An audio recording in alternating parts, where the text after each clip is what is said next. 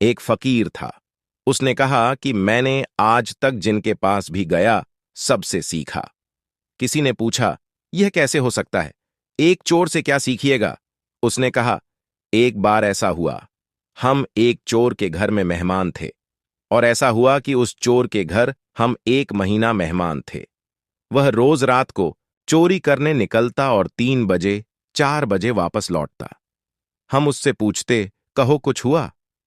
वह हंसकर कहता, आज तो कुछ नहीं हुआ, शायद कल हो। 1 महीना वह चोरी नहीं कर पाया। कभी दरवाजे पर सैनिक मिल गया, कभी लोग घर में जगह थे, कभी ताला नहीं तोड़ पाया, कभी भीतर भी घुसा, खजाने तक नहीं पहुंच पाया। और वह चोर रोजा रात को थका हुआ लौटता, और हम उससे पूछते कि कहो कुछ हुआ? वह कहता, आज तो नहीं हुआ, लेकिन कल शायद हो। हमने उससे यह सीख लिया। हमने सीख लिया कि जब आज न हो तो फिक्र मत करना। याद रखना कि कल हो सकता है।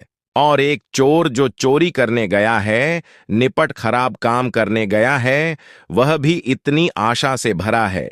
तो उस फकीर ने कहा, उन दिनों हम परमात्मा की तलाश में थे, हम परमात्मा की चोरी में लगे थे। हम भी वहां दीवालें खटखटा रहे थे और दरवाजे टटोल रहे थे, कोई रास्ता नहीं मिलता था। हम थक गए थे और निराश हो गए थे, और हमने सोचा था, फिजूल है सब, छोड़ें।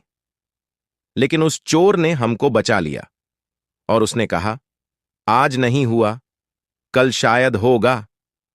और हमने यह सूत्र बना लिया कि आज नहीं होगा तो कल शायद होगा। और फिर वह दिन आया कि बात घटित हुई। चोर ने चोरी कर ली और हमने भी परमात्मा चुरा लिया। तो सवाल यह नहीं है कि आप सदपुरुष से ही सीखेंगे।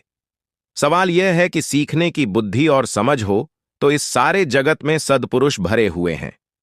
ओशो।